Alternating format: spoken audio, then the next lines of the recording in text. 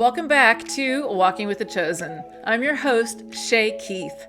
On today's episode, we're going to be talking about Season 2, Episode 4, called The Great Opportunity.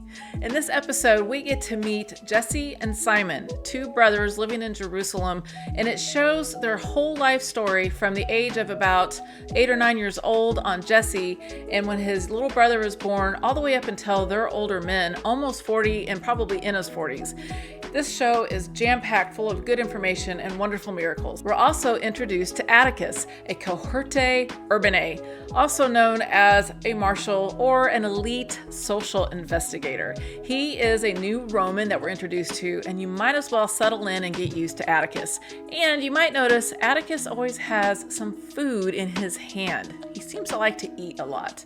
We also get a little bit of a foreshadow of Jesus and the cross in this episode, and just lots of great information. So let's hop in and get started with Season 2, Episode 4.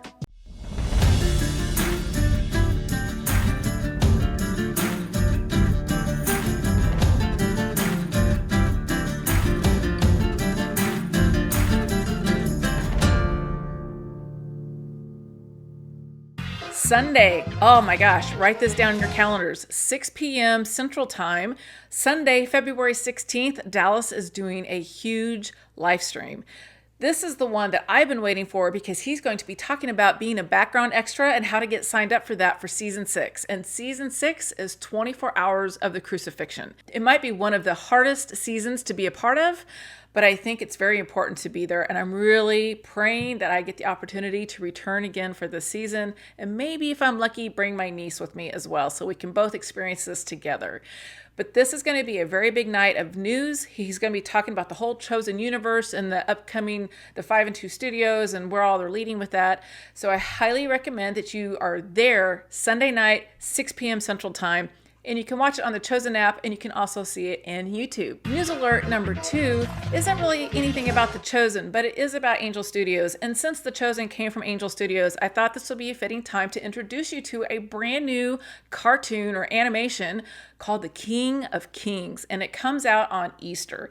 I saw this recently when I went to another movie a few weeks ago, and this trailer is so cute and so wonderful, and it's jam-packed full of names of actors doing the voiceovers that you wouldn't really expect to be in a Christian film, but I'm excited to hear them all come together and see what they produce with the show. It looks adorable. There's a cat in this video that is just so super cute, and I'm a cat person, so of course I love cats, but there's one scene in particular where the father is talking to these little kids about Judas, and you see the cat trying to knock Judas over. You have to see the trailer. It doesn't make any sense by the way I just said that, but it shows like the characters walking by on a table, and I'm sure this has to do with the kid's imagination as the father is telling him about the King of Kings, and it just looks adorable. It says this is by Charles Dickens, which was another interesting thing I wasn't expecting.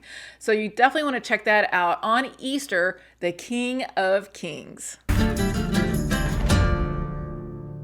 So for this episode, we're going to be talking about Jesse and Simon, and they are brothers. Now, this is not the same Simon who's the brother of Andrew that Jesus has already called to follow him. This is a new character we're introduced to. And as we see in this episode, Simon has run off to be with the Zealots after he's witnessed the brutality of how Romans treated the Jews in their time period.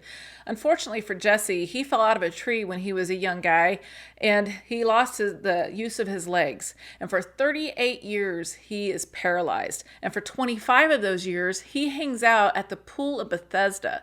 And that is where the water bubbled up, and people believed that spirits would come in, and the first person that could touch that water would be healed. And this pool really existed. The cool thing is, a side note, when I was on Chosen Season 5, we were walking all over the Pool of Bethesda, but you wouldn't have known that's what it was. But as somebody watching this episode, going back in time and seeing everything, of course, I'm picking everything apart like, oh, I remember where that stand is, and I know where that entrance is, because that's the scene where I can't tell you what happens. There's all kinds of exciting, fun things that are coming out for Season 5, but I've seen the layout, and so now watching the Pool of Bethesda, of course, I'm just honed in on every little detail, just remembering my journey when I was there. But back to this episode. So the first entry to this whole episode is 9 minutes and 15 seconds long with nobody saying a word. It's totally just music and just showing the story of how first Jesse falls out of the tree, and then you see how he lost his mom at a young age, giving birth to Simon. And then their dad is struggling to be a single parent. You see him trying to cook and burn his hand and drop the pot. So he ends up finding somebody else to marry. And now the boys have a new mother to help raise them. And even little Simon, when they're still very young and their dad's getting remarried, he doesn't want his big brother to feel left out when the kids are all singing and dancing in a circle together. So he calls his buddies over and they grab a hold of Jesse's hands, and all of them together are enjoying the festivities of the wedding. And then you see, as the show progresses, you see how he's wheelbarrowing his brother around and just taking care of him until now they're teenagers and they witness the Romans beating up on a man. Now, in the past, people had asked me, was that their dad that maybe got beat up? And I don't think it was. For one thing, when you look at his dad early on in the show, he's got a lot of gray in his beard and in his hair. And the man that I'm seeing getting kicked on the ground, I don't notice that he has any gray hair. And the other thing is, later on in the show, when Jesse and Simon are reunited and they're talking about when Simon came back for Abba's funeral.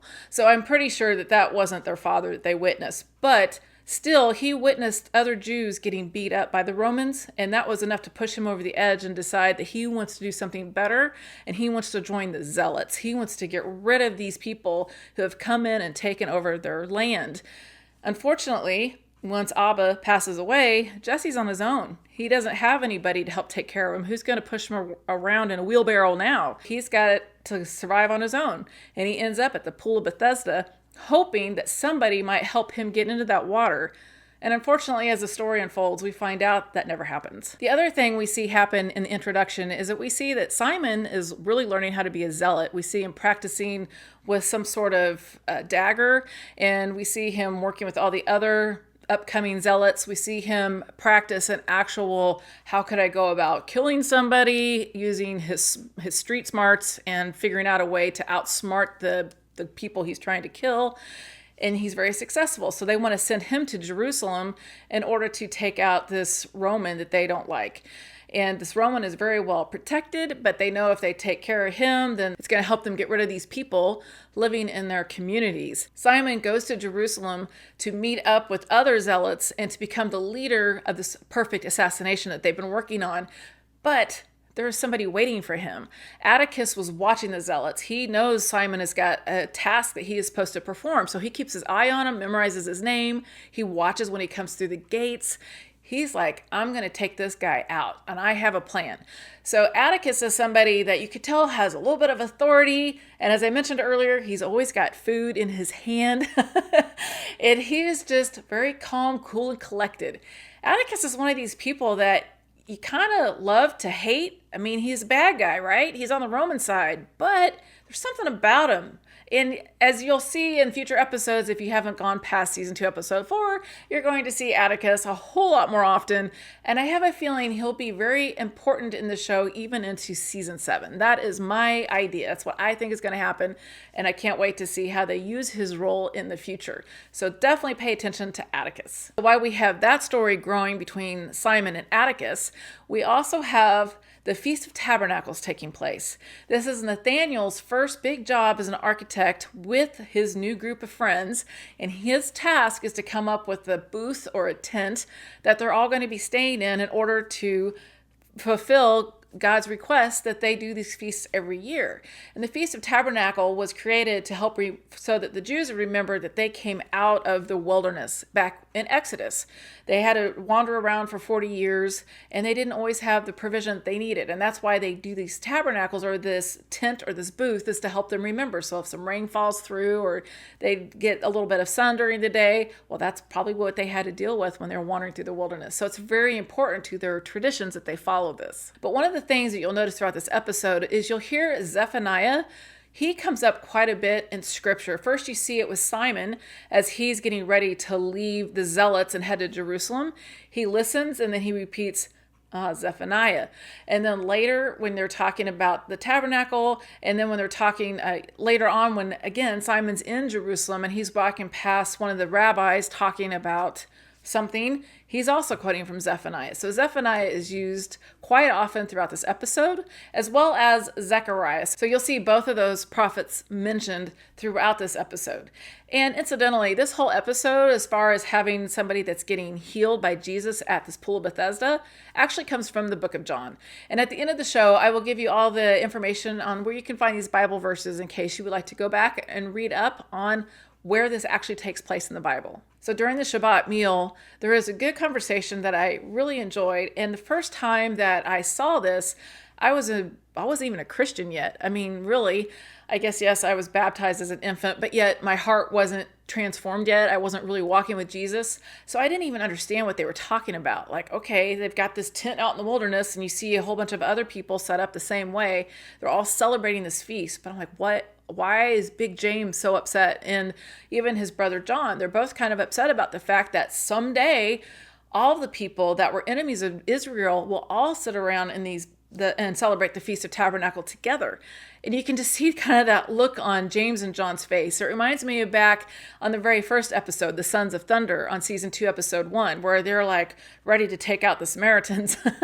They kind of have that look on their face all over again, like, who are these people who think they're going to celebrate this with us? Because it only means something to the Jews.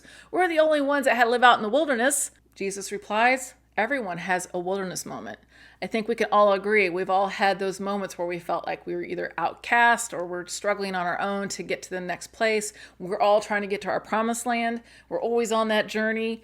Those are all ways I think that we can experience that wilderness for ourselves. And I know I definitely felt it when I went through my divorce 4 years ago.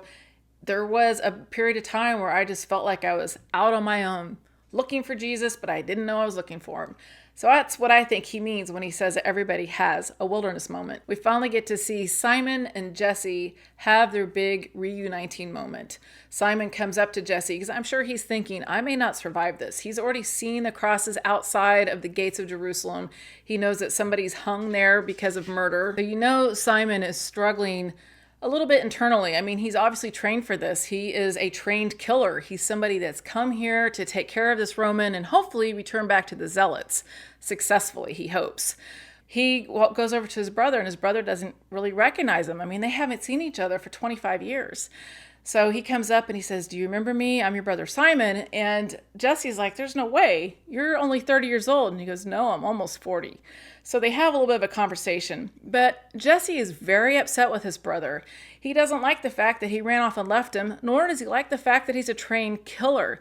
He knows that God doesn't want us to murder. But Simon also believes that he's doing the right thing, trying to bring back the Messiah, or at least waiting on the Messiah to return. So their conversation's very tense and doesn't go very well, but we do see that Jesse has held on to the note that his brother left with him when he ran off to be with the Zealots. And they end the scene with him reading out the note back to his brother. And again, this is where they bring up Zephaniah. So Simon tells his brother in his note that when he sees his brother walking on 2 feet again, he'll know that the Messiah has returned. So those are key words in this episode. After Simon leaves and Jesse thinks he'll probably never see his brother again, we move back to Jesus, John, and Matthew, and they all go visit Jesse at the Pool of Bethesda. And it's really sad when they first arrive and they're looking around wondering, why are we here? And Jesus spots Jesse. He sees them laying over there.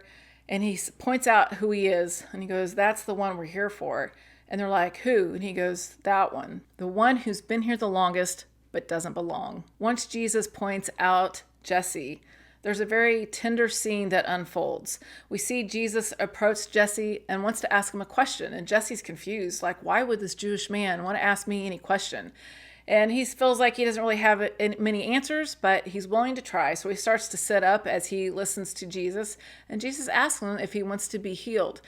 And of course, Jesse, in his mind, all he's thinking about is the pool. So he's thinking, are you going to carry me to the pool? Do I finally have somebody that's going to help me get in there? And Jesus is like, no, that's not what I'm suggesting. And then Jesse gets upset because he thinks that everybody has been in his way and he blames everybody and that's why he can't get any help. And Jesus says, I don't care about who you're blaming. I don't care about any of those people. I'm asking you, do you want to be healed? Oh my gosh, these are words that I wanted to say to people that aren't saved yet.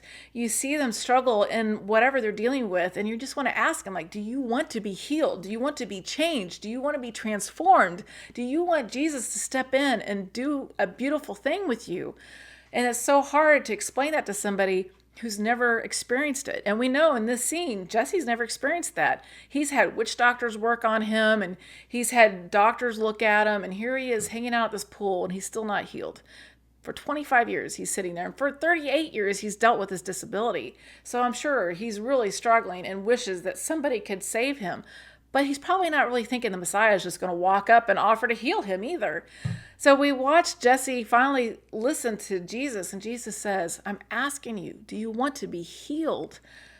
And without even really responding, the look on Jesse's face changes just a little bit, and Jesus kind of nods. And he doesn't even touch him, which is something I don't think I've ever realized, because in most episodes when Jesus does a miracle, not all, but in most, he usually touches the person he's healing. But you never see him put his hand on Jesse. You see Jesse put a hand on his hip, like, I can feel my leg.